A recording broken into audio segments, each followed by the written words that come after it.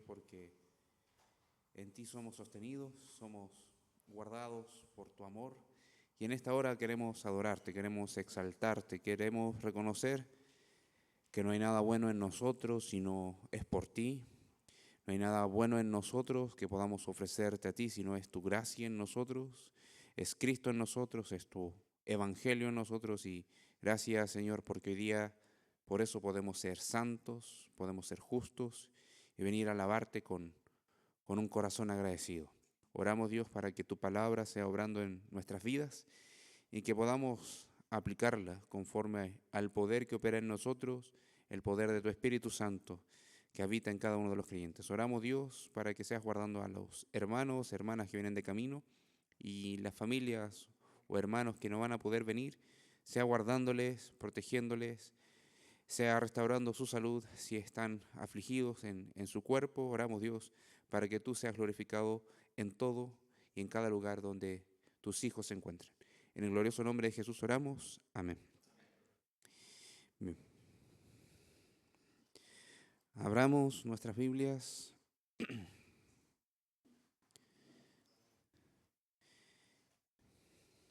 en Proverbios.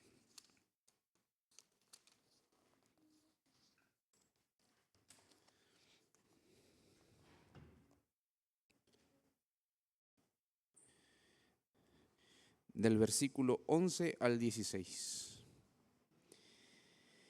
Proverbios 22, perdón. Proverbios 22, versículo 11 al 16.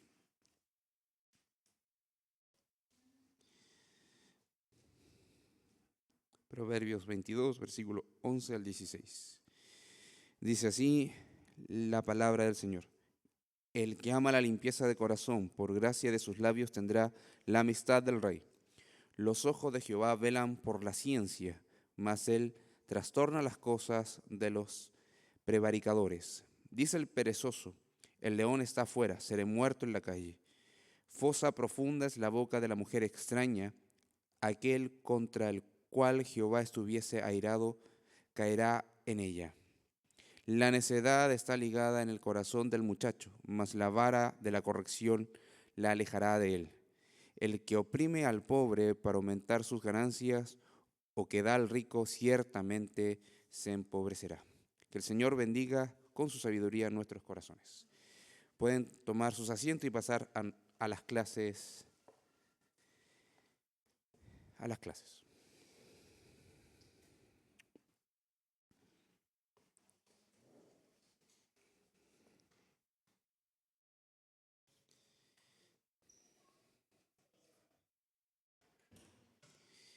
Bien, hemos estado aprendiendo de la palabra del Señor, hemos estado viendo algunos principios, verdades, mandatos que encierran sabiduría para cómo guiar la familia, cómo vivir en la familia. Y hemos hablado algo fundamental, que el problema radica fundamentalmente en el corazón, y cuando queremos atender la conducta de las personas, o en este caso de los niños, en cuanto a la crianza, es necesario muchas veces darnos el tiempo de disciplinar formativamente. También tenemos medidas que tomar cuando no alcanzamos a llegar al corazón. Necesitamos estar orando y ser consistentes en las medidas que el Señor nos entrega, ser obedientes en eso, teniendo fe y certeza de que Dios es el que obra. Pero también no nos quedamos solamente en la disciplina formativa, que es enseñanza, repetición, corrección verbal, sino también hay una disciplina que va más allá. Hay una disciplina que desde chicos, los que éramos bien porfiados, la recibimos con fuerza, que es la disciplina correctiva. Y vamos a entrar en esta clase colocando el típico ejemplo de la familia cristiana que cuando ve que su hijo se está portando mal, ya sea en una reunión familiar o dentro de la misma congregación, está haciendo algo que no debe de hacer, que los papás le dijeron que no tenía que hacer, lo toman, lo apartan, lo llevan a una sala y lo corrigen. O lo llevan al baño y lo corrigen. O suben al segundo piso de la casa si están en la casa y la casa tiene segundo piso, y lo corrigen. Hay veces que se escucha el sonido de esa corrección, hay veces que no. Pero el asunto es que la disciplina no solamente es una declaración verbal de repetición, sino que muchas veces incluye un correctivo físico, de contacto. Hoy en día, ¿qué dice la sociedad de eso? ¿Qué creen ustedes? ¿Qué dice? ¿O qué es lo que han escuchado? Cuando la corrección tiene que llegar a materializarse de alguna manera, ¿qué dice la? ¿Ah? Que se pueden traumar, ¿verdad? ¿Qué otra cosa se dice? Que es abuso. Y vemos los derechos. De hecho, tengo una anécdota de yo lo experimenté. Fui criado justamente en ese proceso donde el auge de los derechos humanos fue con urgencia promovidos y llegaron a la escuela los derechos de los niños, el decálogo de los derechos del niño. Porque nos enseñaron 10, porque es un número que a veces es fácil de digerir en cuanto a puntos. Y llegué a la casa, me acuerdo, y mi mamá me estaba retando. No me estaba diciendo nada malo, yo me había portado mal. Yo le dije, mamá, no me rete así, porque tengo derechos. Y aquí tengo los derechos del niño para que usted los lea. Se indignó tanto, no se contuvo, pero dijo, ya, si quieres tus derechos, anda y que el Estado te críe. ¿Quieres eso? No, mamá. Ya, entonces, ¿qué vamos a hacer? Sí, mamá, te hago caso. No sé por qué me asustó tanto el Estado, ahora entiendo por qué. Pero el asunto fue de que mi mamá trató conmigo, pero después igual me corrigió con contundencia. Ahora, hay que diferenciar lo que es la disciplina correctiva con un correazo o con una palmadita o con un tapadito de boca, con un peñiscón, al abuso y la violencia o el maltrato. Hay una diferencia abrumante, porque ahí vamos a estar diferenciando. El abuso violento, agresivo, no es disciplina. Como por cualquier cosa estar golpeando al menor, por cualquier cosa estar incluso diciéndoles cosas feas, o por cualquier cosa estar zamarreándolos, por cualquier cosa incluso llegar a extremos de azotarlos contra la pared. Hay personas que entienden, no, yo lo disciplino y tiene que aprender a ser hombre o ser una señorita de bien, y que exceden en esas cosas. Lo que la palabra del Señor enseña sobre la disciplina correctiva física, de ese golpecito que ayuda a que el niño entienda que hay consecuencias, o la niña entienda que hay consecuencias, no está apuntando a eso, y de hecho tiene una meta detrás. No es desquitarte, no es desquitarse, no es como que estoy tan enojado, ya. No es eso. No es porque uno está enojado, le pega. A veces se mezclan las cosas. Ya, yo he visto, yo lo vi en mi mamá, de repente mamá, si me estás viendo, saludos. De repente tenía razón lo que me estaba diciendo, pero me llegaba con rabia también en la palmada. ¿Por qué? Porque a veces la corrección apremia, tiene que ser inmediata, y se nos va el tema de respirar, darnos el tiempo y decir, no, es para que aprendan, no porque tengo que liberar esta tensión que tengo dentro. Ya, pero antes de avanzar, estoy diciendo varias cosas al aire en sí. Vamos a darle un poco de estructura. Vamos a ir a ver una definición de la disciplina correctiva. ¿Qué es la disciplina correctiva? Ya hemos tirado ideas, hemos dicho ciertos criterios, pero la disciplina correctiva tiene el mismo fondo, el mismo fondo de la formativa, pero que le agregamos el contacto físico. Esa palmada, ese peñiscón, ese te dije, ese tirón de oreja. Es el proceso físico de formación. ¿Ya? Instrucción y entrenamiento para la obediencia. Esa es la disciplina correctiva. Cuando es necesario, no es por cualquier cosa. De repente se materializa o se da por costumbre de que por cualquier cosa venía o se hacía manifiesto la palmada. Entonces la disciplina correctiva bíblica, no sé si se dieron cuenta, la porción de Proverbios, incluye esto. Incluye, que acabamos de leer, incluye lo que estamos enseñando. Incluso el escritor de Proverbios, Salomón, habla de vara. Y ahí hubieron momentos en la historia donde eso se aplicaba literalmente. Vara, o estas varas que era como una planta, que era como látigo. Mi mamá, de nuevo, mi mamá tiene experiencia de ella siendo disciplinadas con estas varas, años atrás. Entonces tomaban una vara, no me acuerdo del nombre, entonces le pegaban y menos mal que no le llegaba a ninguna parte que pudiese dañar, sino que siempre era en el trasero. Pero incluso cuando hablamos de la educación, no sé, yo alcancé a ser tirado de patilla por los profesores, pero hubo un tiempo donde decían ya coloque las manos y iba con una vara de esos como punteros o una regla de esas largas. Entonces, cuando el estudiante se había portado muy mal, ya las dos manos. Si ya se había portado muy, muy mal, las dos manos y al rincón, y a algunos le agregaban un sombrero. Hoy en día ni mirar feo a los estudiantes uno puede. Como decir, estoy enojado, estoy molesto, lo que tú estás diciendo, ni eso se puede hacer. No estoy diciendo, no estoy avalando que eso estaba bien, porque vamos a distinguir que esa corrección está entregada meramente a los padres. Entonces, sin más preámbulos, la disciplina correctiva bíblica aborda directamente la conducta mientras se busca corregir el corazón, mientras se busca entrenar el corazón para obedecer a Dios. La corrección no es necesariamente por cualquier cosa, sino que apunta básicamente a un desafío a la autoridad de Dios al desafiar los niños a los padres. No sé si se entiende.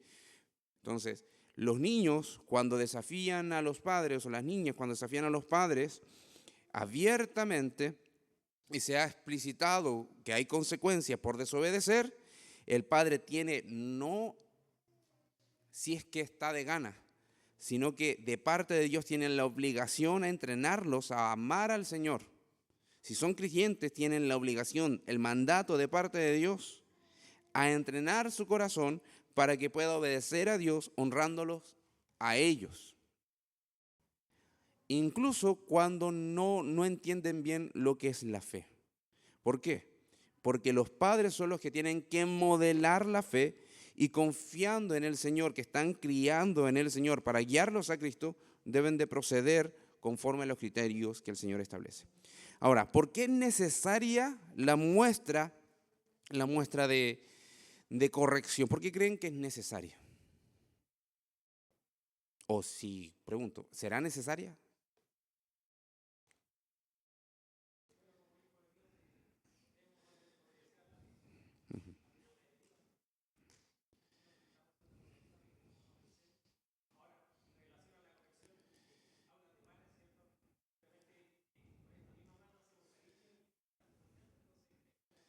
Mm. Algo distintivo, algo fuera de lo que con lo que nosotros podemos cobijar, con lo que nosotros podemos contener y guiar. Esa mano que da seguridad, también distinguir que no es esa mano misma que en algún momento, cuando menos te lo esperes, no es cuando menos te lo esperes. El niño y la niña saben cuando se están portando mal.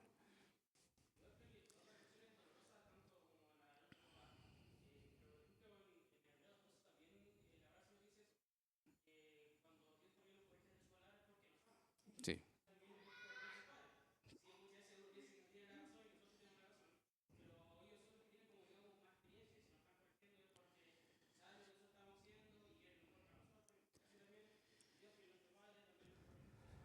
Así es, así es. Partimos de la base de que demostramos el carácter paternal de Dios cuando estamos disciplinando. Ahora, no es desquitarse, volvemos a decir, no es desquitarse, no es un desahogo de la ira, es una muestra de amor. Ahora, ¿por qué los hijos necesitan ser corregidos muchas veces con esta con este tipo de disciplina? La Biblia enseña que es porque nacen pecadores. Nacen pecadores. Podemos verlos tan lindos cuando son guaguas, cuando están creciendo en ese proceso de infancia, y los padres van a decir, no, siempre son lindos, siempre son hermosos, siempre son bellos, no importa la edad que tenga. Pero cuando los vemos tan pequeñitos, tan pequeñitas, decimos, qué mal tienen. Bueno, vemos la gracia de Dios en ellos. Vemos la gracia de Dios en estas criaturitas, en estos seres que somos cada uno de nosotros en una etapa primera, pero vemos la gracia de Dios que se manifiesta de una forma especial. Pero eso no quiere decir que en sus corazones, en sus impulsos, en sus deseos, no nazcan esos deseos egoístas, egocéntricos. De hecho, la psicología habla y enseña que las etapas de los bebés muchas veces se marca diferentes procesos de cómo ellos van conociendo, van aprendiendo, van recibiendo contenido, pero también van apreciando cómo ellos se están vinculando con su entorno. Y es cosa de ver que los bebés poco a poco quieren ser el centro de atención. Y poco a poco, por diferentes motivos, ya sea por deseo de sentirse apreciados, recibir ese afecto, quieren ser el centro de los padres. Incluso pasa que los niños muchas veces llegan a ser y pensar que los padres son propiedad de ellos.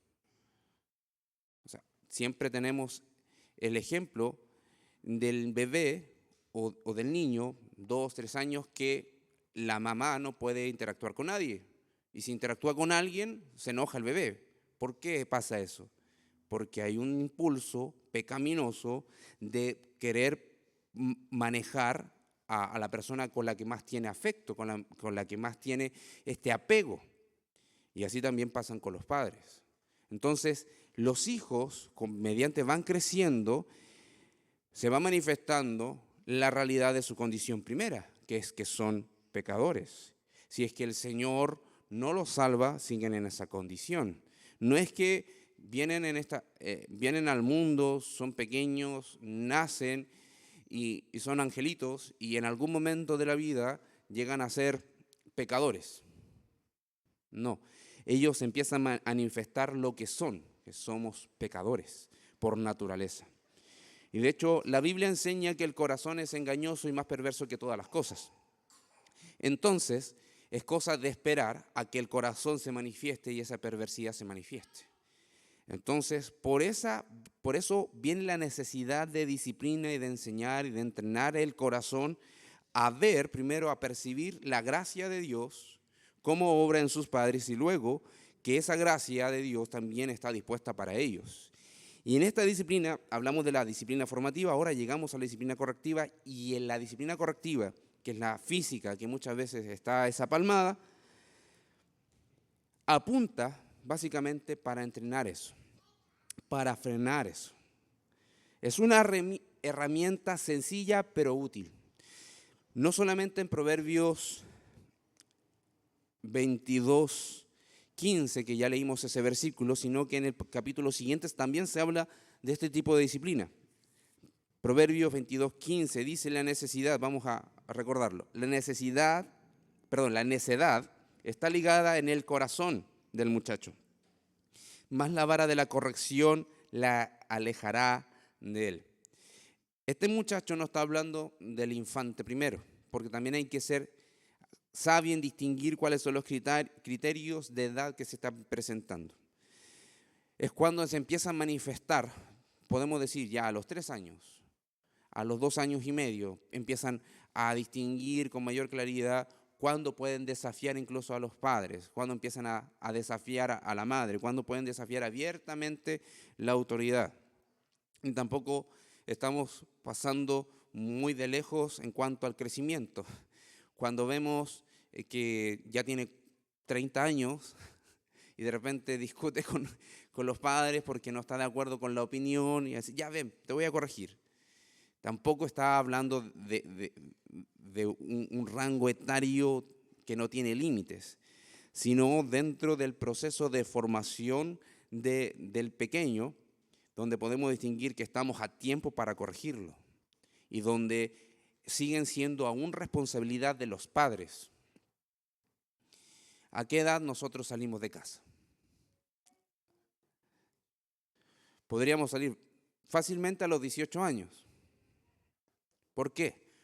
Porque somos mayores de edad y nos pueden contratar en todas partes. Ahora, eso significa que alguien que cumple 18 años se va nomás. Le estamos esperando ese día para que ya, feliz cumpleaños y nos vemos. No. ¿Qué pasa si tiene una permanencia más en la casa? Bueno, por más que vaya creciendo, debe saber que está bajo autoridad de sus padres aún. Ahora, si llega a los 25, 26, 27, 28, 29, 30 años, y que es lo habitual hoy en día, es lo habitual, nos quedamos hasta los 29 años en la casa, 30 años, conozco otros casos que se quedan más tiempo, pero por diferentes motivos. Ahora, ¿qué hacemos con eso? Seguimos bajo autoridad. Tenemos que ser responsables, por supuesto. Ahora, la disciplina de los padres está en el consejo, está en la formativa. Pero ¿qué pasa con aquellos creyentes que son jóvenes, adolescentes, ya adultos jóvenes, están trabajando, pero su familia no es creyente? ¿Hacia dónde va a ir dirigida el consejo? Hay que honrar a los padres igual. Ahora, tú eres responsable de ser fiel al Señor. Ahora, estamos hablando de la disciplina correctiva. ¿Hasta qué edad más o menos podríamos nosotros decir, ya, corrijamos al hijo o la hija que se está portando pésimo? Cumplió 17 años y cree que hay un dicho, que ya sabe todo del mundo, ya se lo sabe todo. Que nadie experimentó nada antes que ella, no, nadie es más sabio que ella o nadie es más sabio que él. ¿Hasta qué edad más o menos podríamos? Hasta cuando la ocasión lo merite.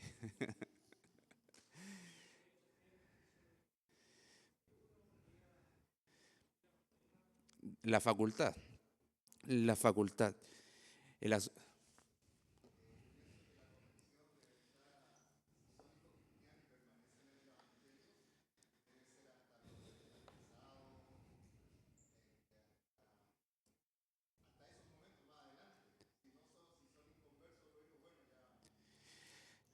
De hecho, creo que deberíamos tener la capacidad de que los hijos que somos creyentes tendríamos que, cuando nos llaman la atención, si la mamá o el papá nos quiere tirar la oreja, si ya me quiere pegar como manso cordero, es que somos más grandes que...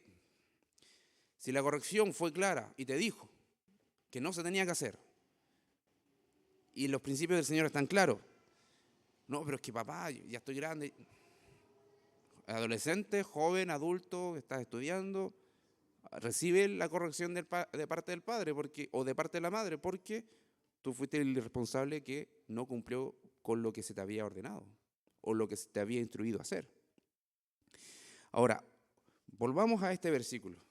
La necedad está ligada en el corazón del muchacho, mas la vara de la corrección la alejará de él.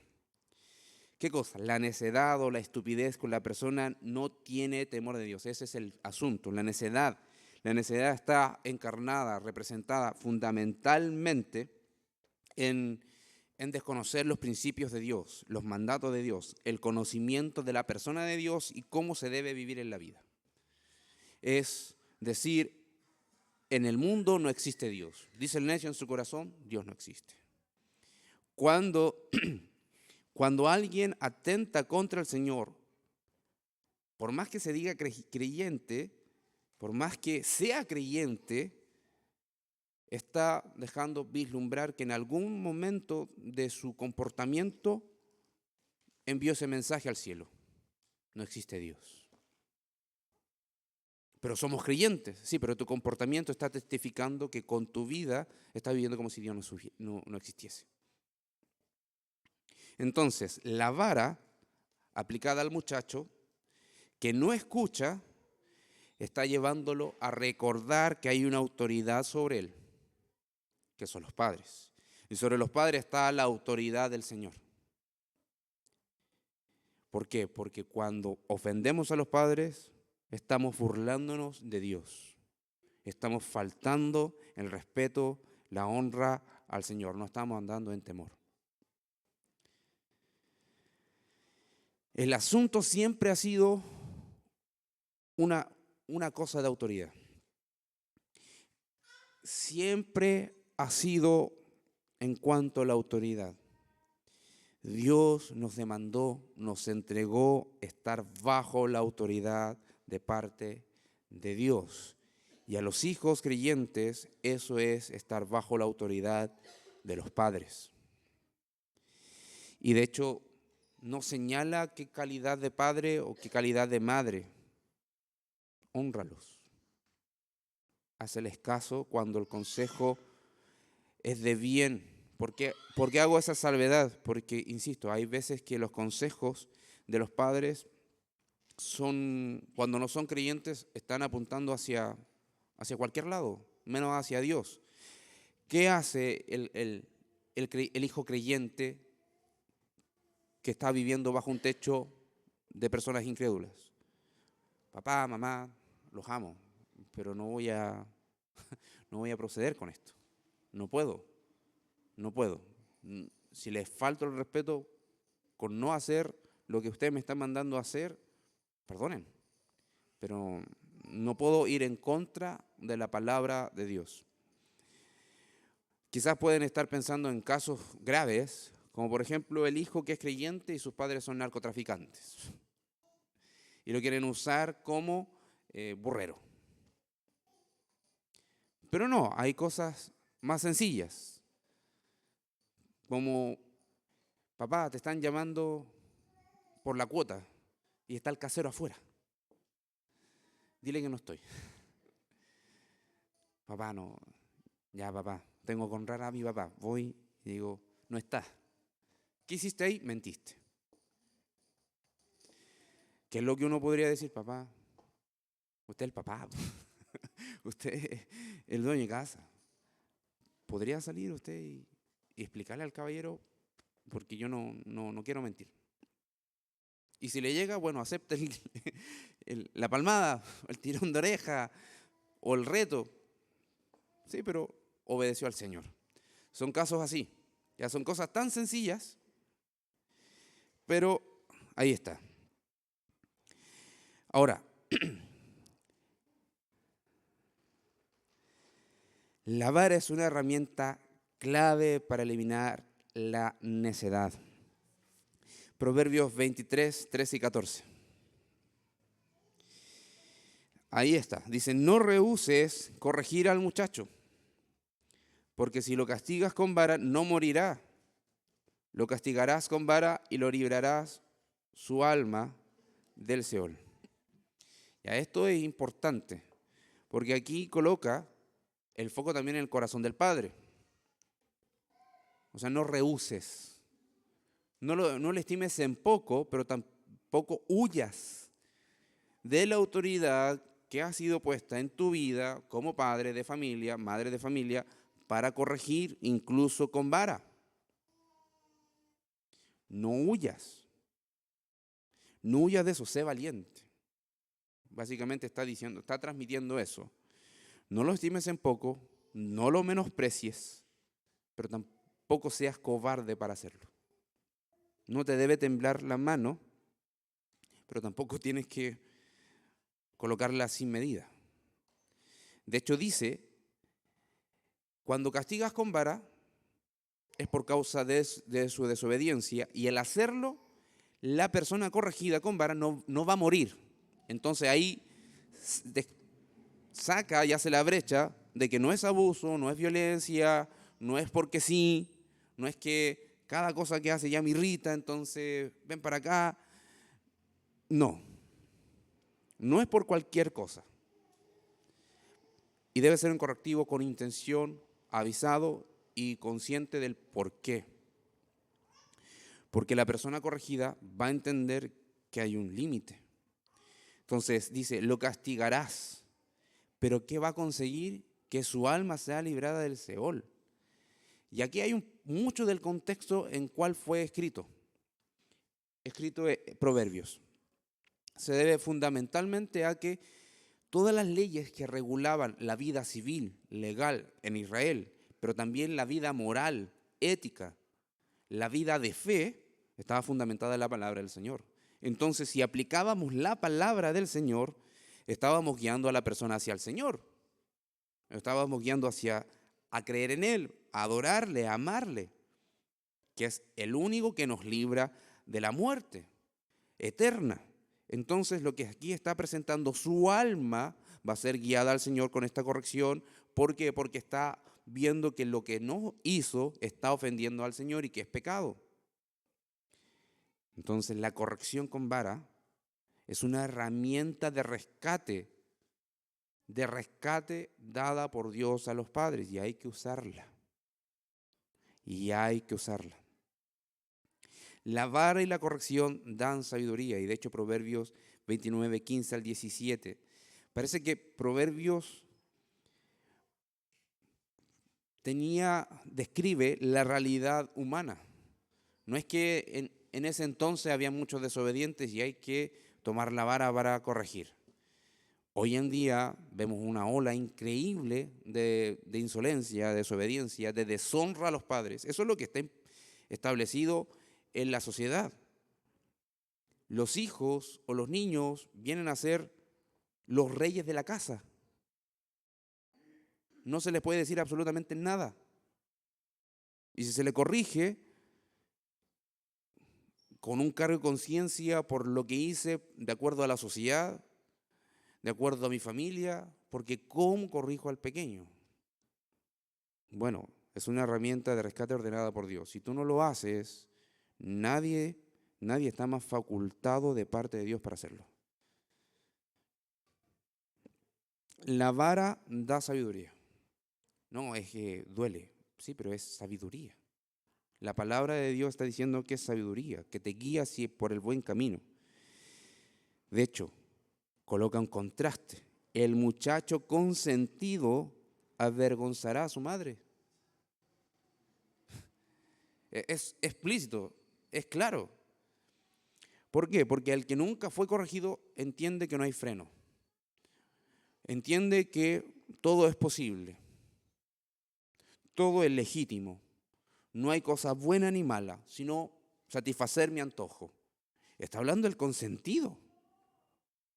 Y tenemos una cueca nosotros que hace honor a esa palabra. Pero estamos hablando de la consentida o del consentido. Cuando va creciendo y ve que sus pecados pueden tomar formas más serias, van a avergonzar incluso a la familia. Yo no te enseñé eso. Es verdad, quizá la mamá, el papá no le enseñaron eso, pero ¿lo corrigieron en relación a eso? Esa es una buena pregunta. Ahora, si se hizo, el papá y la mamá descansan. Este rescate no sucederá naturalmente si simplemente te dedicas a esperar. En algún momento voy a corregirlo. Cuando eres consciente de que el pequeño ya es consciente, o la pequeña ya es consciente, hay que actuar. No dejes que las cosas como que se materializan por sí solas.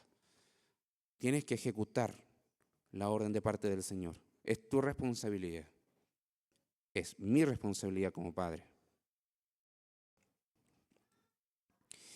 La vara es una herramienta clave para eliminar la necedad.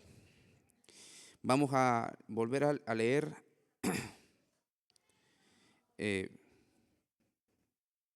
Proverbios, vamos a leer Proverbios 29, 15 al 17. Proverbios 29, 15 al 17. Dice: la vara y la corrección dan sabiduría, mas el muchacho consentido avergonzará a su madre. Cuando los impíos son muchos, mucha es la transgresión, mas los justos verán ruina de ellos. Corrige a tu hijo y te dará descanso y dará alegría a tu alma. Es al contrario, debemos tener el sentir contrario a lo que presenta la sociedad. Alegría, cumplí con mi labor de padre. Ahora, ojo, No tenemos que descansar con que la palmadita solamente me va a traer alegría y no hice todo el proceso de pastorear a mi hijo o pastorear a mi hija. Eso es fácil.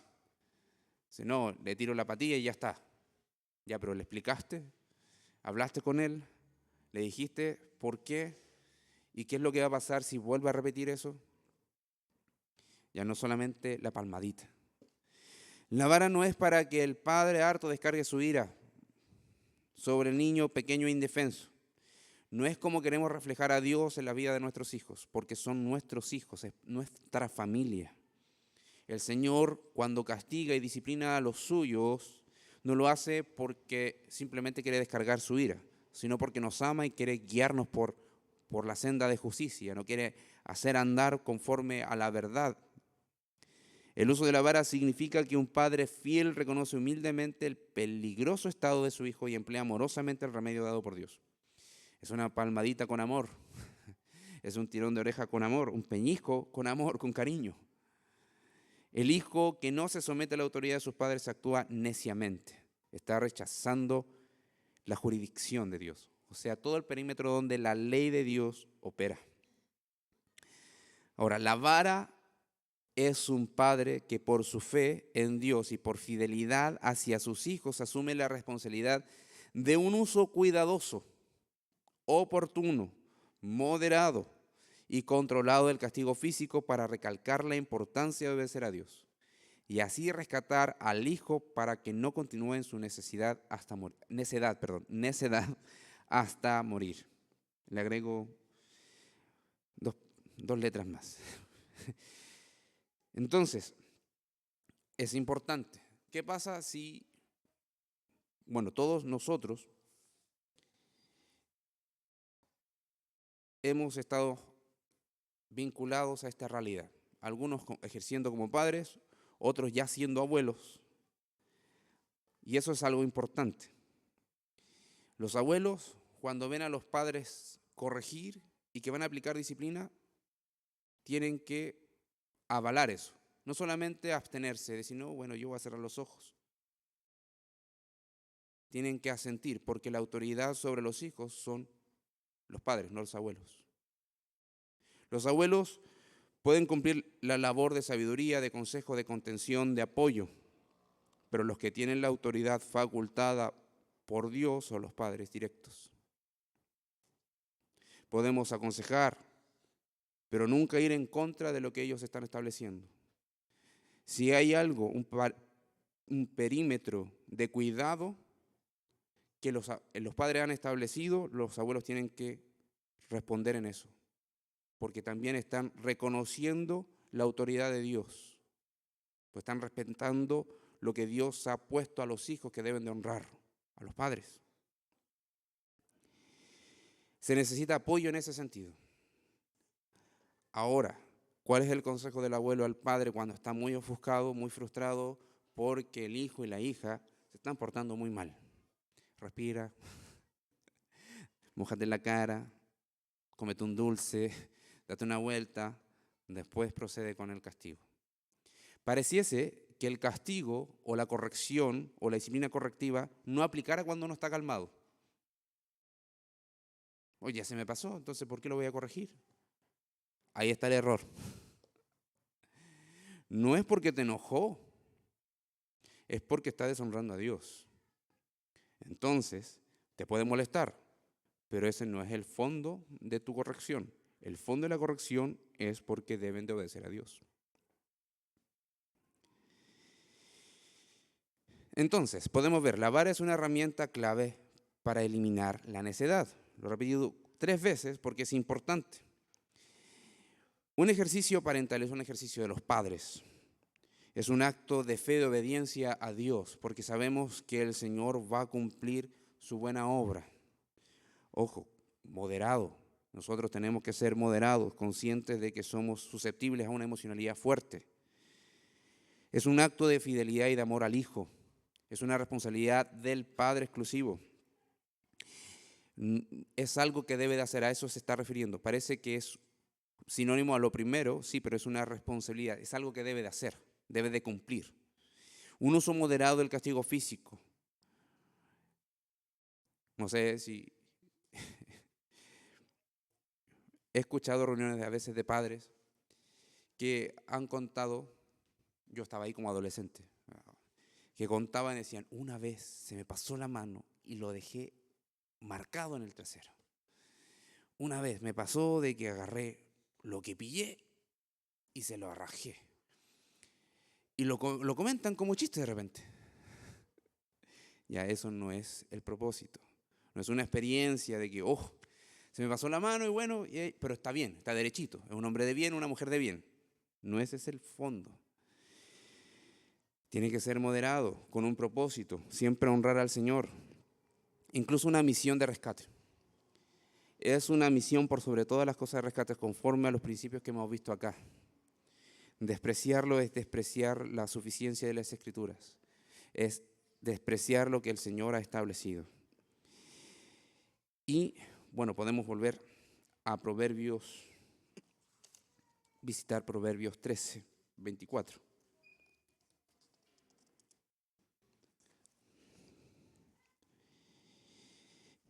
Y esto es importante. El que detiene el castigo a su hijo aborrece. El que detiene el castigo a su hijo aborrece, mas el que lo ama desde temprano lo corrige. Así es. Así de sencillo es, queridos hermanos.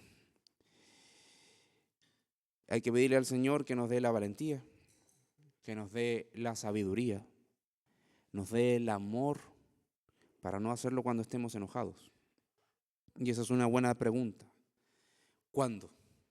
¿Cómo? ¿Dónde? En este caso, para los padres es importante guardar la integridad de los hijos y de las hijas. Debemos disciplinar por las malas actitudes cuando son una ofensa directa, cuando ya se ha establecido los criterios por los cuales deben de comportarse. Pero también algo importante es señalar dónde, cuando ves a un hijo que está haciendo algo malo, es mejor apartarlo y no gritarle delante de mucha gente. La idea es corregir, no avergonzarlo. Podemos destruir el corazón y hacer desmoronar el corazón de ese pequeño o de esa pequeña. Ahora, ¿hay que evitar que la gente sepa que lo vamos a corregir? No. Si lo hizo públicamente lo sacamos, porque no le podemos decir a la demás persona, ¿pueden salir, por favor? Porque saben que algo está pasando. Si se está portando en público mal, tenemos que actuar. Quizás sutilmente lo vamos a tomar, lo vamos a dirigir a la zona donde vamos a estar seguros. Y no es para esconderse de uno, para que la gente vea de que uno tiene que corregir, no me gusta que me vean enojado, no me gusta que me vean en esa faceta. Recordar, tenemos que estar tranquilos, calmados, mirarlo con serenidad. Y si estamos, no es como el caso de la urgencia que presentó el pastor Matías la semana pasada. Cuando vemos a un hijo que está ahí, en mitad de la calle, viene un vehículo, ¿qué vamos a hacer? Tomarlo, porque gritarle, el niño se va a dar vueltas, ¿qué? Y ya se fue. Y ya pasó el vehículo. Entonces no estamos hablando de eso. Estamos hablando cuando está en una situación controlada y básicamente algo no está haciendo bien, lo apartamos y lo corregimos. Y todos saben y entienden precisamente que algo está haciendo el padre y la madre para corregir a su hijo y darle control. Bien, ¿y cómo usar la vara? Con cariño, con cuidado, con respeto, con intención. Nunca por propósitos generales. Es que, y no vemos nada en concreto.